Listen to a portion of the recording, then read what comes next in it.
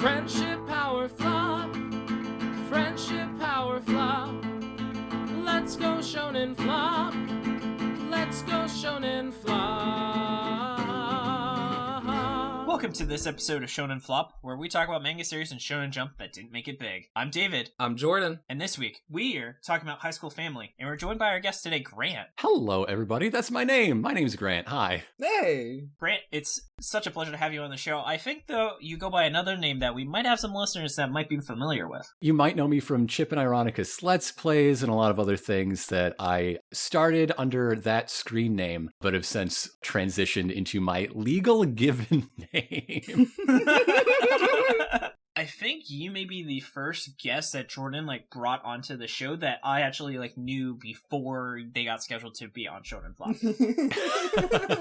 No offense to you, Megan Danger. I had no idea who the fuck you were until Jordan said that you were going to be our next guest on the show. Figured, you know what, I'm not gonna confuse David with this one. I'll just alright, I'll just grab someone he knows. Jesus. Paul McCartney had to bail at the last second, but he really wanted to talk about High School Family with us today and why we're recommending it.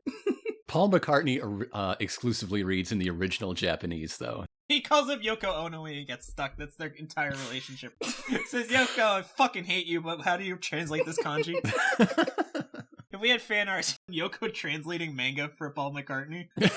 Oh, God. Anyway, as I was saying, just to get it out there, we are doing a recommendation episode. It's been a while. People have been asking us to do it. And as we talked about in the Chibiya app, we were really just waiting for this perfect series that was a mixture of really great, not super well known. So we were like, High School Family. Everyone I've recommended it to has loved it. It is just a really unique series that I would say really is unlike anything in Shonen Jump. But I know we'll really dive into it as we go through about why we like this show so much and why we felt like our listeners, you guys, really should give this series a try. I'm interested to get into it because, Grant, you mentioned that you might have differing views on the series, although, you still also like it. So I can't wait to start arguing with you. Very loved and supported today.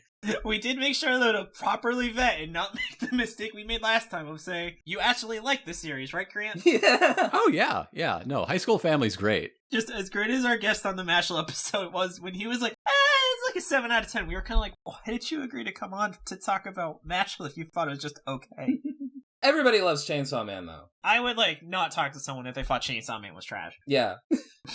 Anyway, are you guys ready to move into manga details? Absolutely. High School Family was created by Nakama Ryou, which is actually his real name, which is kind of a rarity in that we have hard confirmation. There's just a literal picture of him up if you Google his name. Mm-hmm. You could see him walking down the street, be like, oh, that's the High School Family guy. Yeah. High School Family guy. Lois, I gotta go to high school. Oh, I got accepted too, Peter. Freaking sweet. I'm not joining this bit. I'm a conscientious objector. That would actually have been a really great cover art, is we could have called it High School Family Guy. The cast of High School Family drawn like Family Guy characters. Yes, David, that is really good. Thank you. Listen, I have such a low self-esteem, as you know. I need to take my W's where I get them. Oh, it's okay, David. Speaking of W's, the series creator actually had another really popular series, and then it ran for about 4 years and 16 volumes, Ooh. which would be way past what we would consider a failure by our metrics, called Izobi Motonagali, which is apparently about someone who is a slacker that lives in feudal Japan. Oh boy, my favorite trope in anime when the main character is just a slacker. Yeah, but this author is competent, so I actually think it's probably enjoyable. Yeah, that's actually true. He can make a fucking cat wearing a jacket the best character in the series. He can do anything. And then this series has been running since September 7th, 2020, and it is currently 37 chapters with 1 volume, including the chapter that came out today since we record on Sundays. So fingers crossed, it's got probably about another 6 months to really see if it's going to pull through and become a staple. So we'll see, but it's been a really fun run right now reading it, and for our episode, we read the first 20 chapters. So just a heads up, we might discuss things past that, but there shouldn't be any, by the nature of the series, it's not really spoilers to talk about. It's not like Chainsaw Man. If you want to just pivot the show to just being a Chainsaw Man fan cast, that avenue is still open to you. You don't have to talk about all these other books. We fucking might do it. We did that in our Phantom Seer episode. Yeah. Where we were like, fuck, let's just talk about Great Chainsaw Man. It's because we hated Phantom Seer so much.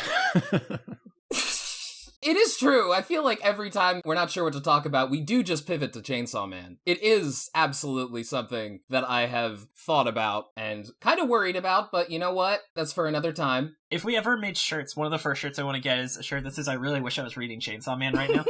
Fits our show, yeah. Fortunately, not every manga can be Chainsaw Man. The High School Family is pretty great. I'm pretty sure only one of them is the thing.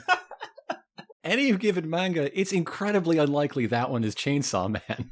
I mean, statistically, yeah, I guess you're right, but like... Anyway, we're getting a little off topic, so why don't we get back on topic and talk about the manga itself, where, Jordan, you're going to read the very difficult to have written plot summary for a manga that doesn't really have a plot, because the manga was like, let's add a real plot about 10 chapters after where we stopped. It's cool, I wrote a plot to a sitcom. Kotaro Ayatani is starting his first day of Metropolitan Happy High School, only to discover that his father Ichiro, his little sister Haruka, his mother Shizuka, and their cat Gomez are going with him despite his many protests. In spite of Kotaro's hopes to remain in the shadows and live a normal high school life, he has attention brought to him by his family's behavior. Kotaro's dad is in amazing shape for his age and joins the volleyball team. His mom makes weird gelatin snacks for the class and becomes friends with Kotaro's crush, via having gone to middle school with her mother, and his little sister wants to be a cool teen girl despite being 8 years old, and Gomez is Gomez. Together, the family struggles to make their way through the confusing world of high school, and Kotaro struggles to find independence. High School Family is filmed in front of a live studio audience in Burbank, California. Fuck, that was really good. Damn it, I'm gonna have to step my game up. I'll actually have to be funny this episode. Oh, that's okay. We brought Grant on here so he could be funny, and we didn't have to. God damn it, now I have to be funny in this episode. We should just have like a Shonen Flop All-Stars where when we go at break, who would you pick if we had to have like 3 people do an episode without us on it, Jordan? Number 1, Chainsaw Man. Yeah. We'd have you guys read Chainsaw Man. That would be what it's about, yeah. It would be funny if we just, we were just like, hey guys, we got 3 different people, we told them each that we were recording with them, and then when they go to start it, we're not there, and it's just 3 people, and they have to record the podcast. If Grant was one of them, I would probably do Megan, Grant, and Alex Patak. That would be pretty cool. Jordan's like, damn, alright, damn. We don't know yet, Grant. You still gotta prove that you're your best guest material, all-star guest material. I'm just so starstruck. Listen, I saw your YouTube videos when I was 14, man. I came here to talk about a comedy strip in Shonen Jump, and instead I'm being match made. I have a wife and child. The child is a Shih Tzu, but she still counts. So do I. Just it's a shit, not a Shih Tzu. Oh, I don't have kids. Rachel, my lovely girlfriend, if you're listening, I do not have wife and kids. Despite my allusions to it, just to be clear. Made a joke about being divorced once, and she legitimately thought I was divorced once. And I don't know if she realized I was kidding still to this point. Jordan, why don't you, as the straight man of Shonen Flop, why don't you tell us about the straight man of High School Family, Aitani Kotaro? Ayatani Kotaro, he is the only person who really should be attending high school. All his friends went to different high schools. So basically that means the only people in high school that he actually knows is his family, that he is trying to stay away from. And, you know, it creates a lot of issues because, like, he doesn't want to hang out with his mom and dad. Yeah. It's like a real shame. Like, they show like a moment where his friends all went to a different high school than him, which is really sad. Poor guy, you know? He has a crush on the daughter of one of his mom's friends, as we described in the description. So that's like one of the kind of the plot hooks. There's a lot more to say about the other characters, partly because Kotaro is, like, by design, not that, like... Yeah, he's meant to represent what a normal person in his situation would act. He's reactive rather than proactive, yeah. I mean, it's good to balance the series out by having characters like that, though, to be honest. I think it works for this series. You're supposed to kind of put yourself in his shoes and stuff like that. Kramer's not the title character. Yeah. You could not have a sitcom where everyone was Kramer. That would be interesting. I don't know. I don't know. I saw Kramer versus Kramer and it just wasn't that funny. That might have been the best joke I've ever told on Shonen Flop. Okay, and then Grant, though, as the most fatherly person, as far as I'm aware, can you tell us about the father himself? His name is Ichiro. He is the dad. He's very much a dad.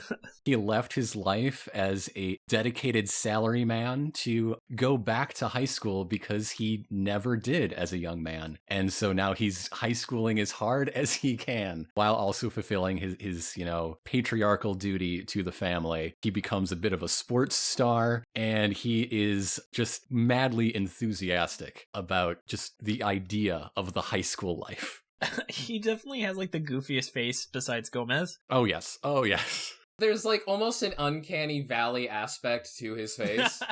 Something I did want to point out, and we haven't mentioned yet, for those who aren't super aware of, like, how the Japanese school system works, you have to, like, get into high school by passing an entrance exam. And the way that this series functions is that the parents previously did not get into high school. For them, this is, like, almost a wish fulfillment or going back to live a life that they were unable to live the first time. And it's really interesting, and I think they dive in a little bit more further on in the series of how the circumstances of how the dad wasn't able to attend. But yeah, he's great. He's super hardworking. He seems like a really great dad. He's also extremely fit. Like, they show him without a shirt and he has like a six-pack. He's like Ned Flanders on The Simpsons, where when he takes his shirt off, he's just like completely ripped. And you can see how he just dominates every single sport he plays. There is sort of a Ned Flanders aspect to him, now that you mention it, actually. Hi diddly ho there, neighbor Reno. We're going to high school together. Is there anything else you guys want to say about the dad? He's very nurturing to some of the kids in the class. What is that line he says at the start of the series that you just really love that he said, Jordan? He's like, Kotaro, today your dad starts high school. And then there's just one part where he's just laying on the bed, just going like, man, high school. Wow, I wonder what it's like. This 45-year-old dad. In contrast to the dad is his sister, Haruka. Academically the smartest member of the family, so she tested into high school just because she's a super genius. She's 8 years old, and she really wants to try and fit in. Like, she tries to wear makeup to make herself look like she's like 14 or 15, even though she still has the body of an 8-year-old. And there's a lot of interesting things that they play around with a little bit. I'm hoping to see more of it in the series, where they really show her how she's gotta mature faster than everyone else. Like, there's a part where she stops bathing with her dad, even though it's like normal for an 8-year-old. I assume, because I don't have an 8-year-old. Grant, is it normal? My dog just turned 5. I don't know. Oh, okay. But yeah, so stuff like that. I do wonder how the series is going to play up that, like, her learning more. Like, are they going to go in that area of, like, talking about boys and, like, growing up and all that stuff, but she's still 8 and it'll add this interesting contrast? Or will it be more like she will continue to just primarily have her friends be the younger siblings of the people she's in high school with, where we saw played around with another character we'll talk about at the end, who's probably the only character that's not in the family that really reoccurs a lot. Haruka kicks ass. She's this little, like, defiant 8-year-old girl. At some points tries to be, like, a tough high schooler kid. Yeah, but she's still 8. She, like, puts on all this makeup to try and, like, look cool, but she just, when she's talking to the older girls, she's just like, oh yeah, I like makeup, and then she just lists off all the makeup that she had memorized from, like, a fashion magazine. They even say, like, she did a great job actually applying her own makeup, because she, like, did all the research and stuff, even though she's an 8-year-old wearing the makeup of, like, a teenager. And then she collapses from exhaustion because she was up all night studying. She was dead tired. The last human member of the family. Why don't you, Jordan, tell us about the mom? Okay. Shizuka Ayatani, she is Kotaro's mom. She's great. She was unable to go to high school like the dad. Her thing is she wants to try a lot of new things, and the first thing she does when she shows up to high school in their class is she makes a bunch of gelatin cups with the faces of the classmates in the class on them. Like, she looked them up beforehand so she could do this, and it kind of creeps everyone out, but she's, like, so nice that they kind of just look past it. Mm-hmm. Yeah, I mean, everyone in this series is just very wholesome and sweet. I do really like the mom. But perhaps, above all, is Gomez. And does anyone really passionately want to talk about Gomez? Yes. Gomez is just a cat, but his face is a bad drawing of an anime person. It is a human anime face on a big ol' oval of a head that I'm told is a cat's head. I'm not entirely convinced. The head is not a cat's head. The body might be a cat's body. Sometimes. It's just an oval with 2 ears and like an anime face and like a weird looking nose. It's like a child's drawing on a cat. I just love, though, my favorite thing about Gomez is everyone knows Gomez is a cat. They don't do like that dumb like cliche in like kids cartoons where they're like, oh, he's just, he's Italian and that's why he's extra hairy, and wow, that was really kind of racist against Italians, but you guys know what I mean. My manager's Italian. I hope he doesn't listen to this. I ate spaghetti for lunch. It's fine. But yeah, so I just really love that they know he's a cat. For some reason, still make him in charge of the goldfish in the classroom. And he tries to eat the goldfish and they have to stop him from eating the fish. Yeah, the main purpose of Gomez in this series is that every now and then the panel will just focus on him, or he'll be just in the background of a panel looking bizarre. Yes. My favorite thing is how, like, one of the chapters, like, I think the chapter is just called Gomez's Smile, because when Gomez smiles with his eyes closed, it means he has to poop. Mm-hmm. Mm-hmm. One thing also I noticed is there's actually one instance of Gomez's internal thoughts being expressed to the viewer, or the reader, which I thought was really interesting. When the dad is offering to mentor someone, and Gomez says, "Hey, I hope you enjoy spending time with my dad." And it was just like a really wholesome thing. I think you misinterpreted that. Think that that's supposed to be coming from Kotaro, who is holding Gomez, David. Alright, let me check the records. Dude, that is definitely coming from Gomez. Nisha, you can have him as your dad just for today. Take good care of him. Okay. We'll post it in the Gomez channel in our Okay. Discord and see what people think. You know what? I believe you. All right. Listener, if you want, we have a, by request, a Gomez channel where you can only see it if you've been given the Gomez role. Otherwise, you can't see this Gomez channel where we just post Gomez images and that's it. Is that what an NFT is? I'm still not clear. Yes, the F stands for family. Yeah. Okay, all right. And the T stands for Gomez. I always stand for Gomez. I salute for Gomez. And then the final character I wanted to talk about was Hanazawa Makito, which is the only character that really shows up multiple times. He has a scary face, and he has a younger sister who has the exact same, like, scary face. So their face is, like, shaded to look, like, really intimidating. So you see, like, an 8-year-old girl with, like, this really tough face. And he's like, "Isn't my sister cute?" And the main character's like, sure. And she's really good friends with his sister. So that's really how he keeps in the loop. And that's that element I'm talking about where his sister, because she's 8 and she can't really be friends with these 15 or 16-year-olds, she instead befriends their siblings, which I think is a really great direction to take that character while still keeping her relevant to the main plot. Mm-hmm, mm-hmm. He's also just a very sweet guy, you know? Yeah, the thing that you learn about Mule is he's not only going to high school, he's holding down like 8 different part-time jobs at the same time. Yeah, he works at like a crepe shop and like a store, and it's like absolutely insane because he has to feed his sister and take care of her, which is very wholesome. Yeah, having a part-time job as a high schooler is in itself kind of looked down upon in Japan, so that's like another aspect of his character that I think adds context to it. Why don't we go into what this series doesn't do very well? Because, you know, not every series except for Chainsaw Man is flawless. Grant, why don't you take us away with some things that you're hoping the series will do moving forward to kind of improve itself? One of the things that I disagree with you on is that I think the first chapter is actually bad. Really? Bad might be overstating it, but when I read the first chapter and after finishing and seeing you like gush about it, I'm going to reread it, and it did not change my initial impression.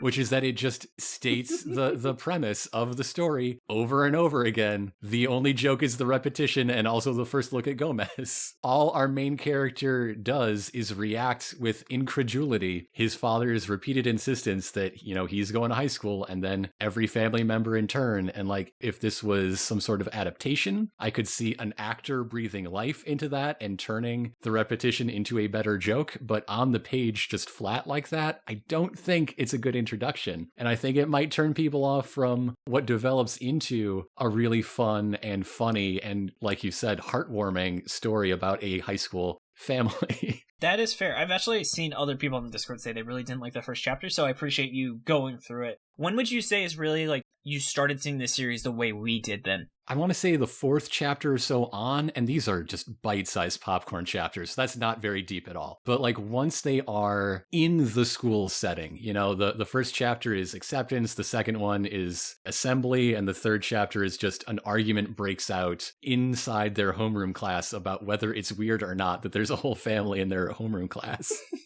But once it gets past that, like, introductory groundwork, I think, and then you're following sort of a round of chapters, each one focused on a different member of the family, that's where it really starts to win me over and like, oh yeah, I dig this. This is good stuff. Because you're right, it is like repeating like the same joke a few times, but the joke to me is just the way these characters are drawn is so funny to me. Like the dad's face is hilarious. And then when the little sister shows up all defiant to say like she's a part of high school too, she just looks so like strong and confident and stoic and stuff. It just cracks me up.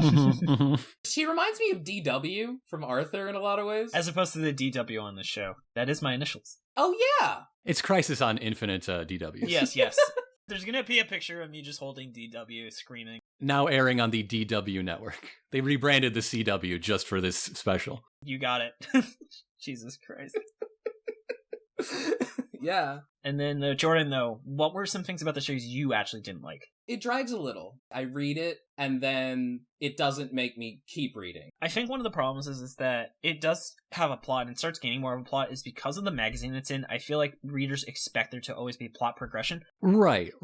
Like, Matsuma Security had the same issue where it really had no need for a plot, but it needed to have something. Mashal had no plot for like its first 15 chapters, and then this thing happened, and then they were like, oh, now we have to introduce a plot. Okay. Yeah, so what happened with Mashal is the guy kind of, I think, thought he was going to get canceled at any time, and then he found out he was like one of like the 10 like biggest series in Shonen Jump, and he's like, fuck, I'm here for keeps. I actually have to plan out what I'm going to do for like the next like 6 months. So he added a plot to the series. This seems to exist as an amuse-bouche as you go from different flavors of boys punching each other with magic as you go through any given issue of Jump. So it doesn't really need a plot, but I can understand people in that demographic wanting a hook to pull them forward. Yeah, and getting back into High School Family. It does get a legitimately like concrete plot in a few different directions. And I won't say it's hindered at all by that, so it's exciting that they've kind of found a good way to weave a plot into the series without causing issues. Oh, that's good. I haven't read past chapter 20. Oh man, I envy you guys. You're the only one here who knows the full plot of High School Family. David is the High School Family lore master. Yes, I know all of the High School Family lore. It's the Dark Souls of gag manga. That means you guys haven't seen the best Gomez shot in the entire series, which I told you about, Jordan. And Grant, I can tell you too, but I don't know if you want me to spoil it for you. It's just a visual. You're going to describe to me what a funny cat looks like. You're just reading Garfield comics now. Yeah, Garfunkel. I'll just say no. So there is a shot, I forget the context of it, but it's of Gomez, and Gomez has rolled up his sleeves, and he is sitting at his desk with his like paw on his face like how a person would sit. And it was the funniest picture of Gomez I've ever seen in the entire series. Because how did he roll up his sleeves? He's a cat. I love Gomez. Though, as much as I love Gomez, though, I legitimately think the most like real feedback I have for this series is I think that the mom Shizuka is definitely the most underused in the character. Like, when thinking of details, there's just not a lot of personality or plot. Like, the brother is the straight man, the dad is the funny, he has all this volleyball stuff, he has this going back to work stuff. Her sister has that, how is she 8 and in college? Gomez is Gomez, but what does the mom really have? She's nice, she's plot development for the characters to be friends with the other high schoolers' moms, but she doesn't have any actual plot. Like, even where I am now, nothing has really happened with her that is any different than in these first 20 chapters, while everyone else has had like their own side stories. I will say that she does have a thing, but I agree that her thing is something that pushes her to the background and is something that more work could be put in to overcome and have her share in a more equal part of the family spotlight. You're right. It's like she doesn't have that much to do a lot of the time. I love the gelatin cups. Those gelatin cups ain't making themselves, okay? Those were pretty great. And then she busted out some weird English thing that I had to look up that was like a combination of like bread and butter or something. She makes literally the world's fattiest pastry. Yes, that's literally what it says when you look it up. The fattest pastry in all of Europe. It literally comes from the words for cake and butter. I remember my girlfriend made this pastry that my friend Tom recommended, and it's just butter, sugar, chocolate. I ate a slice, like maybe like a small sliver of it, because we cut it into 8 pieces and it makes like a 10-inch cake. And I ate it and I checked and I was like, oh fuck, that slice was like 700 calories. And my girlfriend threw out the cake because the entire remainder of the cake was like 3,000 calories, and she was afraid to eat more of it.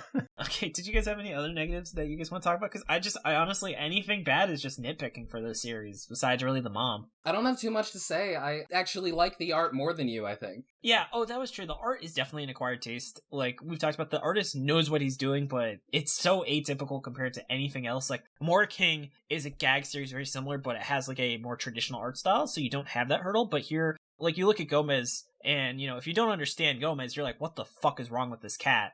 Yeah. See, I've got the art in my what it did well category.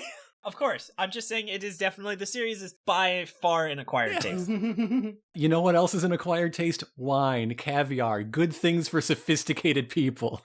Speaking of, do you guys want to fully shift to what it did well and we can start praising things like what we like? I'm already ahead of you. You gotta catch up to me. Oh, fuck. Fucking smooth transition. Dun, dun, dun, dun, dun, dun. You got struck by a smooth transition. So Grant, you were saying about the art? It conveys mood, character, humor, the rare action moments, almost entirely sports-based. They're dynamic, the action is clear, perspective and proportion are maintained. Just because it doesn't look polished doesn't mean it's bad. It succeeds on everything the art needs to do. Oh my god, thank you so much. And as you get through the 20 chapters that we're talking about here today, it actually gets more polished as it goes. Like, Gomez has prettier, dewier eyes towards chapter 20 than he does in the first handful. Also, there are like a bunch of shots, including of Gomez, where the perspective is actually surprisingly accurate. Like, the author absolutely is very talented and knows what he's doing. Mm-hmm. I think it's telling that the cat and the dad are the ones that look weirdest because they're the ones most out of place. Yeah, the dad is supposed to look out of place. He's a 45-year-old high school student. I mean, it's not traditionally how anime and manga look, but in the tradition of comics, there are a lot of comics that look like this. There's a lot of comics that look far rougher than this and still have great art. And to pick out a pin that I set earlier, something I really love is that each character takes the one joke of being out of place in high school and really runs with it in their own direction. The dad wants to do high school the hardest. And the little sister wants to do high school the best. And I think something that is part of what pushes the mom into the background is that she wants to do high school properly. Yep. I think that is, you know, her hook. And you see it in ways like nobody is going to volunteer to be the model in their figure drawing class until she does, because it's the right thing to do. This guy absolutely has been to a ton of art classes, and you could tell just from the fact that the teacher was talking about, oh, you made an impressionist drawing, and the drawing did look like an impressionist drawing. By accident. I did think the art in that one is particularly impressive, not like visually impressive, like, oh, that looks cool, but in the storytelling sense, that every picture we see is distinct, but all drawn within the high school family style. Which was great.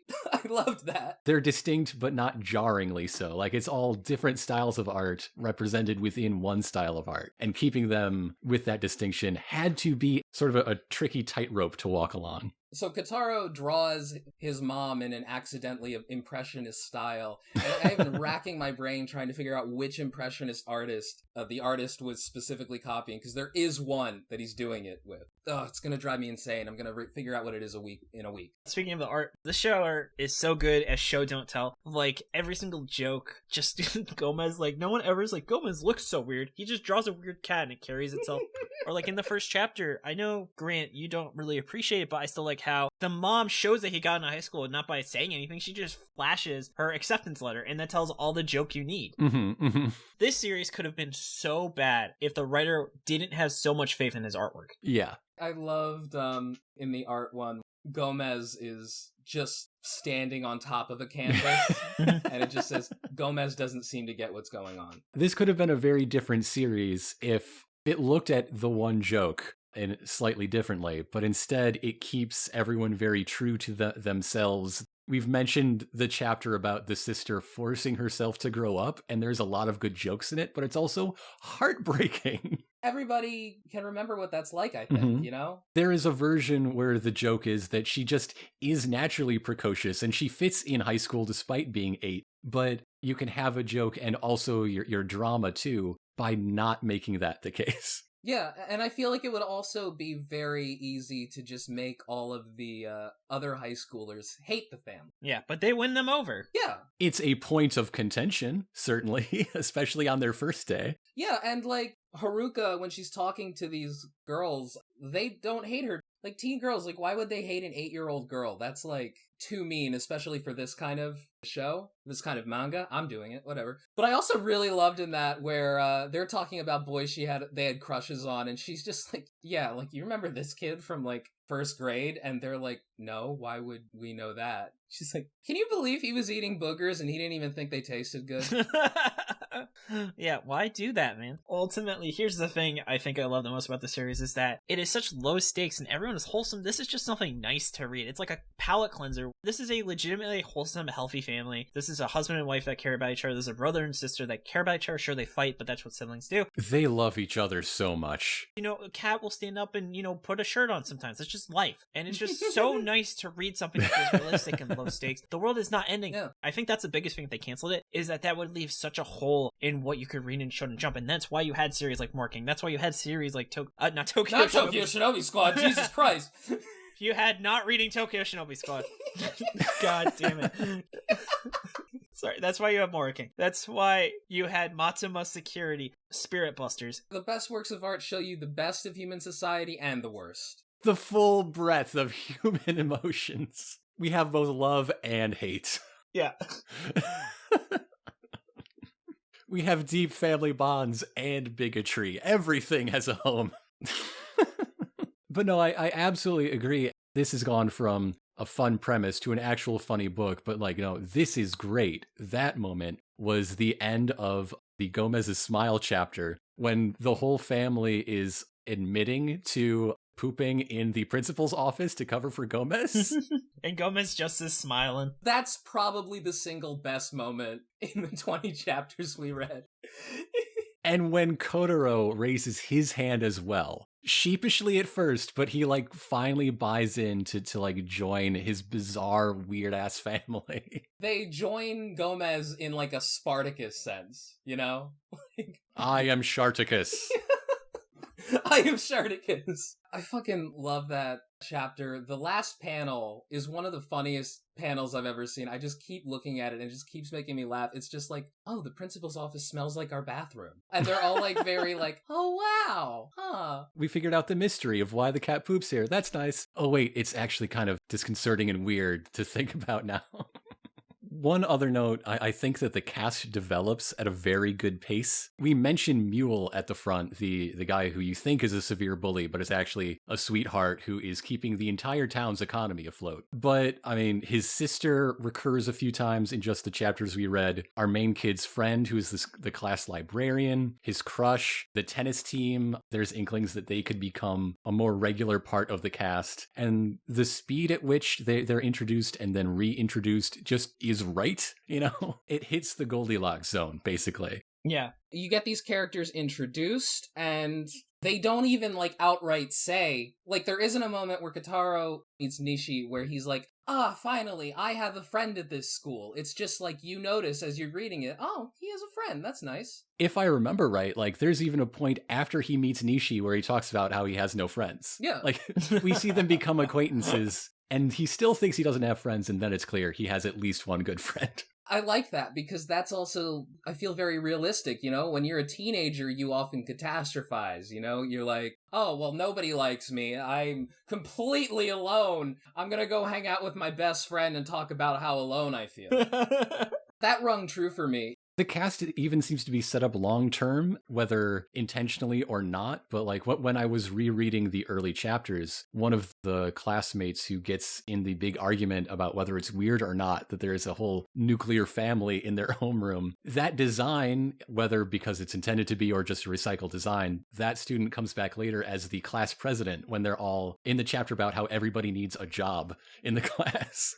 I love the class president. She's trying so hard to, like, do her job and give everyone a job and keep everything in line. And it's like, when we see her come back, it has made her upset to the point where she's, like, crying a little bit. And then Kotaro's mom just gets up and it's like, oh, sweetie, I'm so sorry. I didn't realize that you needed this help. And she's just very nurturing. Then the class president is like, wait a minute, you're not my mom. What? Yeah. No. I just want to bring up again how much I love Gomez. I would get a Gomez tattoo. If this episode gets 10,000 listens, I'll get a Gomez tattoo. Yeah, we're talking about Gomez today. How would you know if the tattoo artist drew it properly? So that's the thing. Would you go to someone who's not a good tattoo artist because that's part of the appeal? They just give you a cat, like a good-looking cat. Or do you need someone who's like so good they can master the art of drawing a really shitty cat? God, I want to find an artist who can do Gomez in the most creepily uncanny valley way they possibly can. What is this bullshit? This looks like a cute cat. Yes, the most grotesque drawing possible. I know what you look like. I have to teach you about what a grotesque is, David, okay? I thought it was that really hard to kill thing in Dungeons and Dragons. Oh, I set myself up for that one. I deserve that.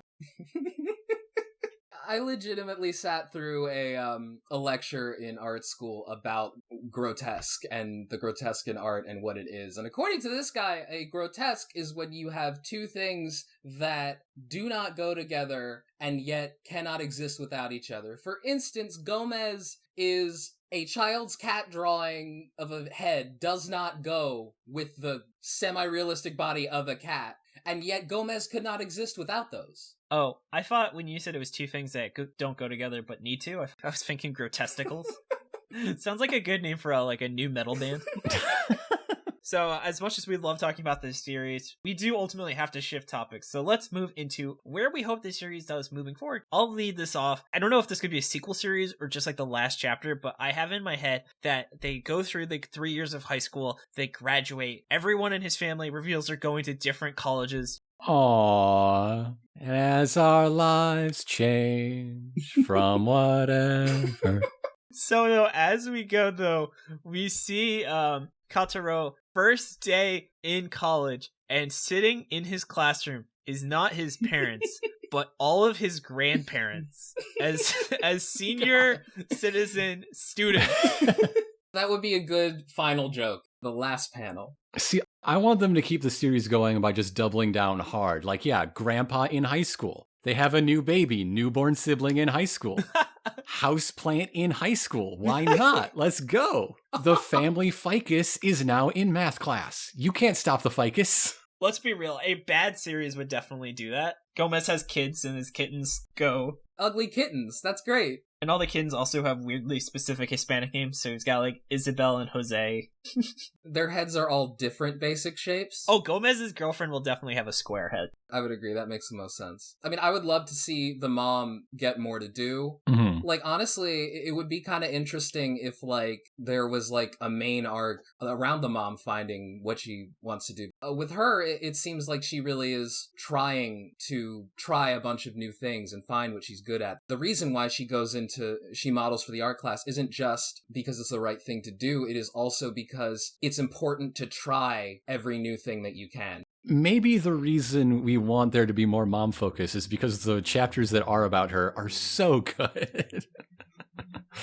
Yeah, she's just kind of a very lovable character who's very sweet, and the way that she interacts with the people around her is great. I completely agree. I would love for that to even be like the main arc of the series. Yeah, I would just love to see like Gomez get like a chapter to himself, and I feel like Gomez will end up becoming high school president. Would you vote for anyone else? Like, no, who else but Gomez? It's the name of the spin-off series. And the sisters of VP. A high school election between Gomez and the sister, is that what you just said?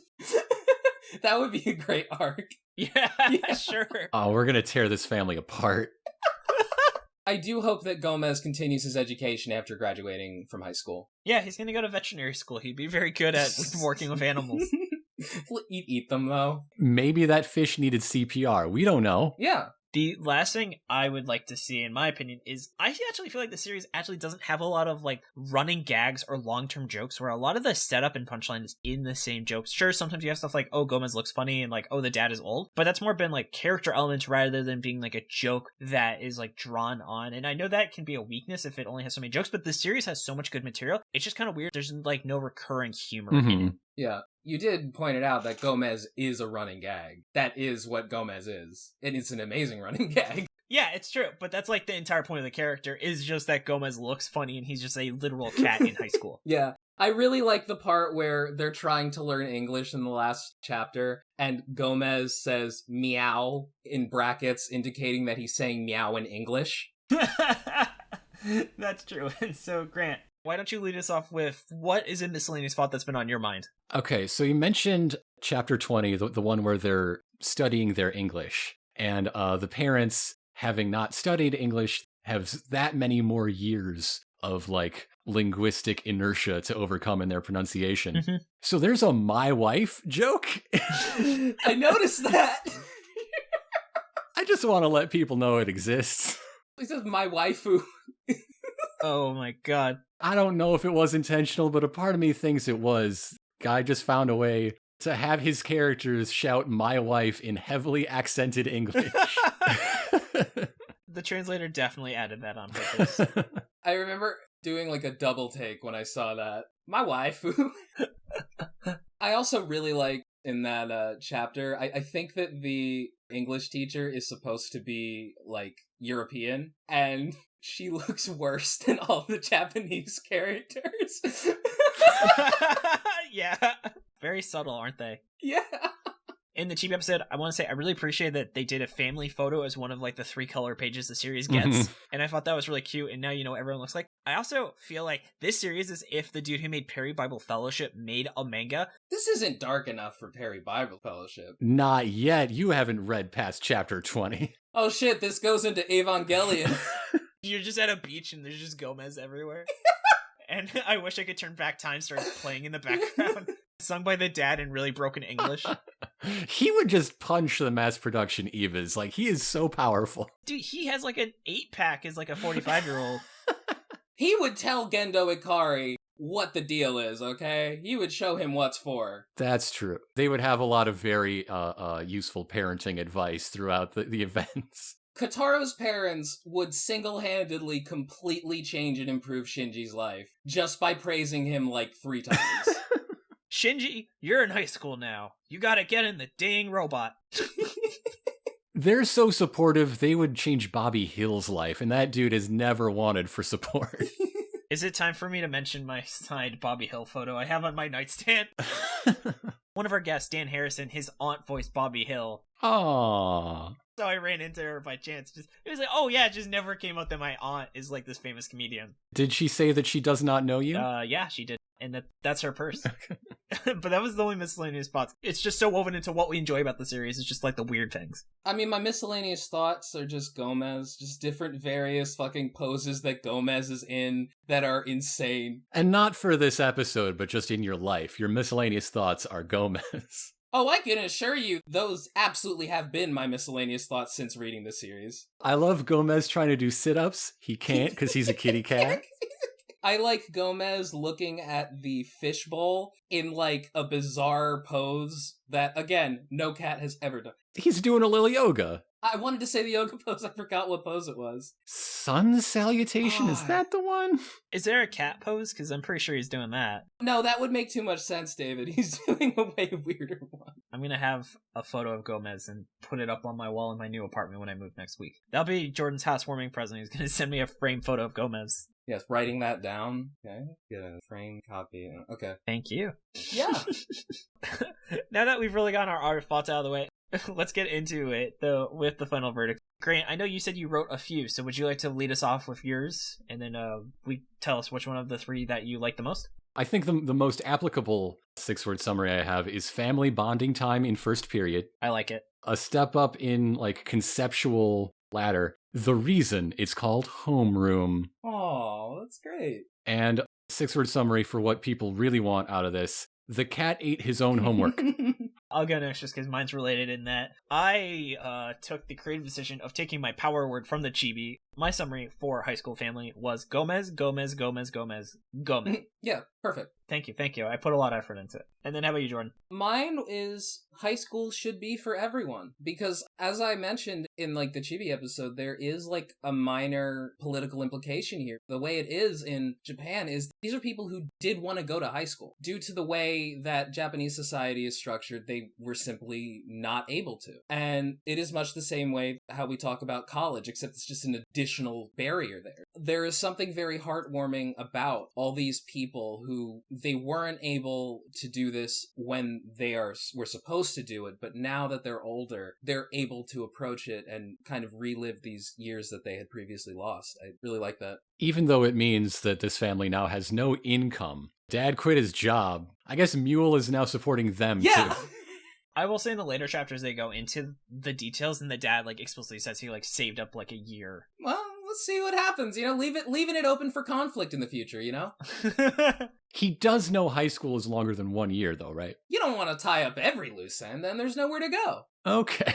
Since this is a recommendation episode, we don't have to do flop or not. Grant, what would you say is your favorite anime or manga, or if you're not super familiar, just something you really enjoy, and how would you say it compares to High School Family? This is the sort of thing that I don't really seek out, How do you compare this to the Tatami Galaxy, right? There's nothing really in common, but for what it is, for a gag strip with a lot of heart, it is absolutely that, 10s across the board, both for gags and heart. So how does it compare to 50 Cent Blood on the Sand? A lot less blood, also a lot less sand. Only a little bit in the principal's office, and that's for Gomez. His office smells like their bathroom. Yeah. I love that fucking panel so much. Oh my god. And then how about you, Jordan? How would you say this compares to Chainsaw Man? Chainsaw Man. What if in Chainsaw Man, Puchita looked like Gomez? Nah. I appreciate that Puchita is unironically really adorable. Well, I would say it is better than One Piece. Moving on. Wow. That's a hot take. Imagine if this went for as many chapters as One Piece. Can you imagine 1,000 chapters of Gomez? By the end, all the panels are just different shots of Gomez. Gomez is going to get his own spinoff called It's Gomez. I would read it. Yeah. Gomez as a hard-boiled private eye in the city. Detective Gomez. People come to him to solve crimes or to solve issues, and he just acts like Gomez. Gomez graduates from high school and he enrolls into police academy. And he's still a cat. He can meow in English and Japanese. He's bilingual. That's a valuable skill.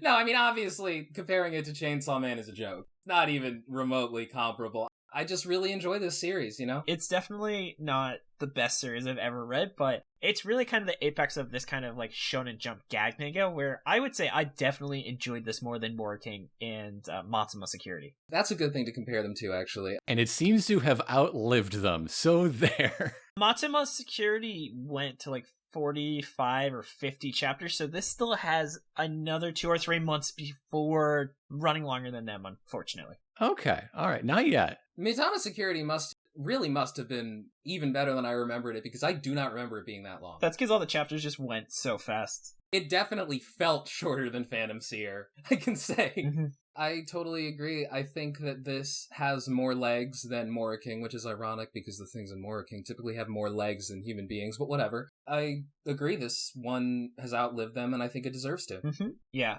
I'm completely with you. And for the record, too, Matsumo Security was 47 plus 1 chapters. It does make me curious about the author's previous work, that gag manga about feudal Japan. There's got to be something in there to make it run 16 volumes. If he's got this similar level of humor in there, there probably is. I would love to check that out after this, actually. Now let's just move to shoutouts. So I want to start by giving props to Jordan for making the awesome opening and ending theme and being a great co-host. I want to give props to Illuminyatea. She is our new artist. So here's the thing. I asked her how she wanted to be credited, and she sent me a bunch of emojis. So I don't know what to interpret that as. Okay, I need you to voice the emojis. I need you to make some sort of, you watch anime, every emotion has a noise.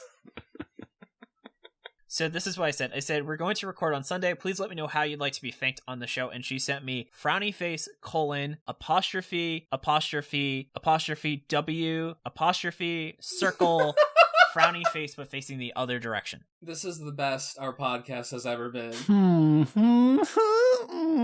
And then I sent her a frog emoji. Meh.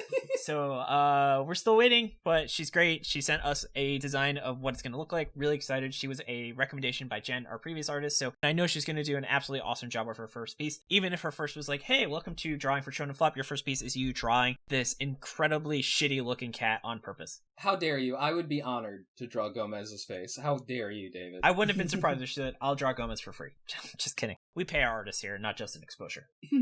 I like to think of myself as an artist now that you mention it. We're all artists. Speaking I would also like to thank Nigel for being our generous art benefactor. I really can't believe it's been like over 20 episodes and he pays for this terrific cover art. Well, Nigel's wonderful, yeah. I also want to give thanks to Tucker for assistance with pronunciation, translation, and other miscellaneous research. Be sure to check out Shonen Flop Gaiden, his companion series, which goes into further detail on each of the series we'll cover here on Shonen Flop, which comes out 2 days after this episode's release. And this time, it's about mystery topic. Dun dun dun. And you can find that exclusively on our YouTube channel. And also, I want to thank Miriam, Nicole, and Audie for helping with social media. And if you haven't yet, be sure to join the Shonen Flop Discord. Come hang out with us and talk about anime, games, or whatever else you want to talk about. We also have a book club and do regular movie nights. You can find a link to it in our link tree in our bio. And just a reminder, if you've been enjoying the show, please like, rate, review, and share it. It really helps us a ton. And you can find us on Facebook and Twitter at ShonenFlopcast or our website, shonenflop.com, or you can email us at shonenflop@gmail.com. And we're also on Spotify, iTunes, or wherever else you get your podcast.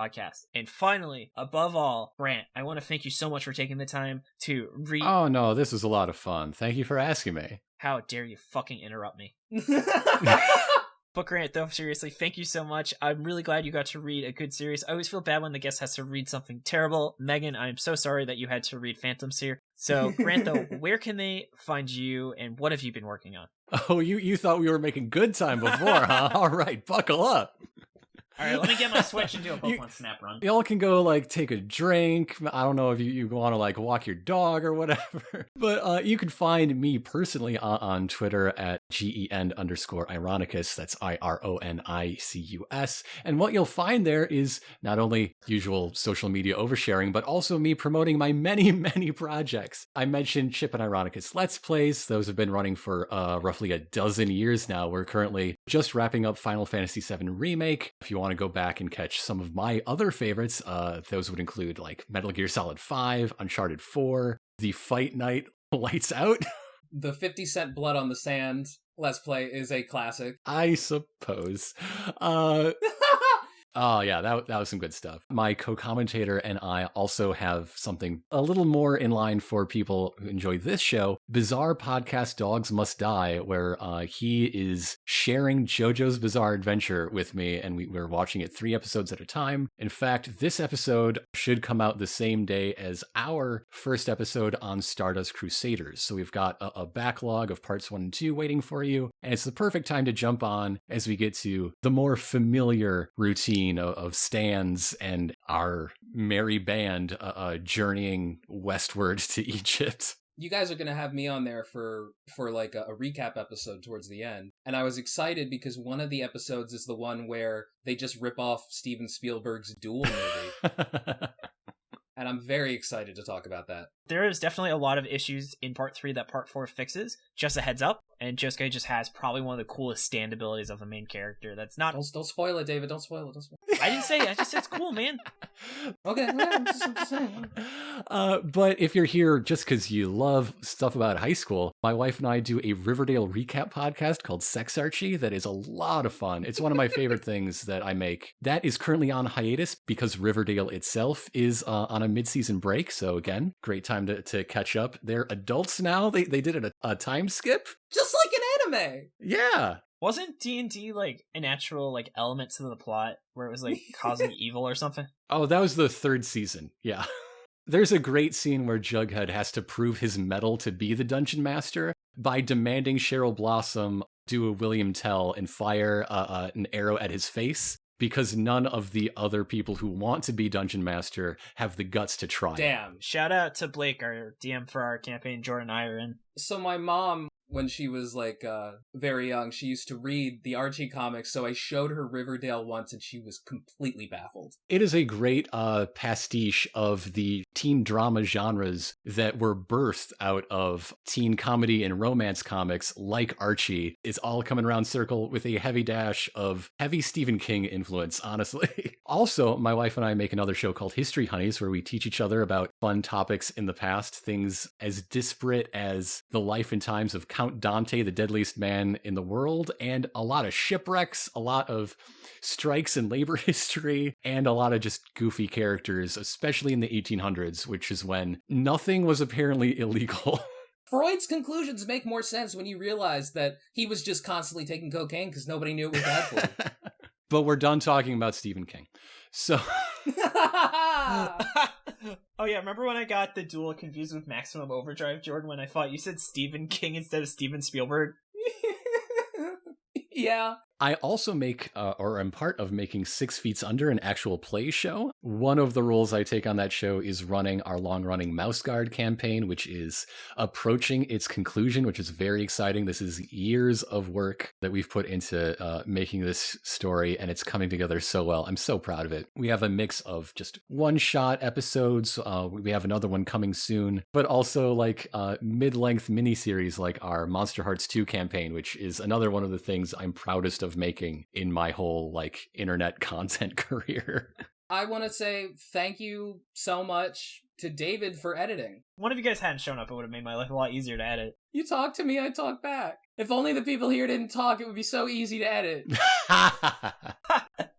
Oh, but speaking of some people that talk, let me turn it to some general shoutouts. So the first shout I want to give is to Dicecasters. If anyone's interested in tabletop role-playing games, so unfortunately none of us play, they have a show that's a range of games that has something for everyone. They're playing Pathfinder 2e, Starfinder, and even D&D 5th edition. Find them at dicecasters.squarespace.com. Damn, they got Squarespace money? They must be doing really well. The next one is Anime Out of Context. This is a really awesome show. We are actually going to have one of the hosts, Sean, on the show sometime in June, so very excited. If you like our show, you will love their show. It is about essentially Sean having his friend Remington watch anime. Remington doesn't really like anime, and it's just kind of Sean talking to him, being like, what do you think? And Remington hates about 80% of it.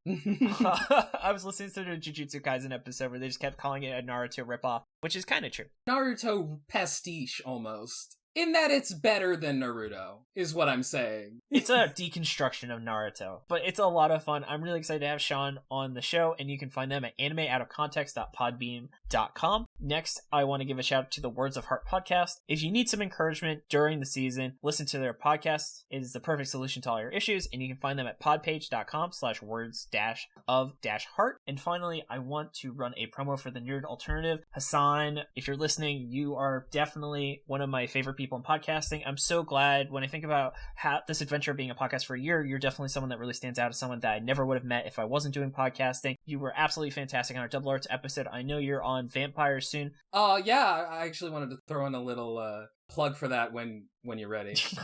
Okay, sure, buddy.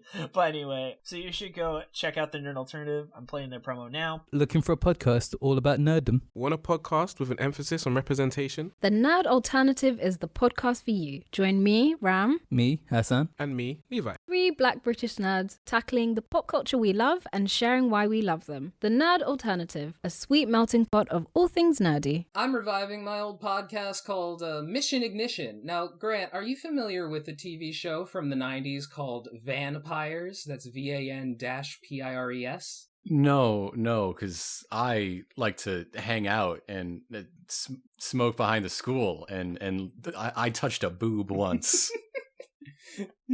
Whoa. I don't believe that. Does your wife know?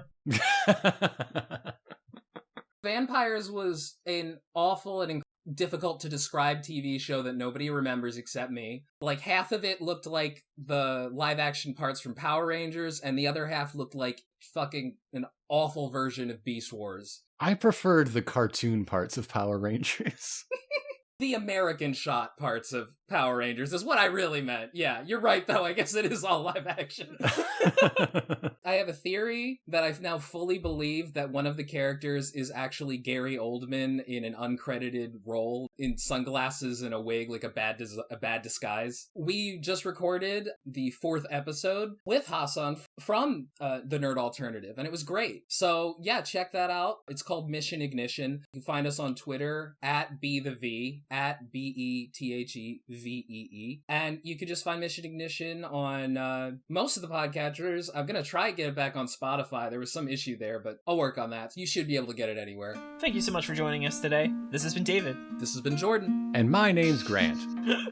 Wild card. I'm a wild card. And you've been listening to Shonen Flop. Keep on flopping, floppers.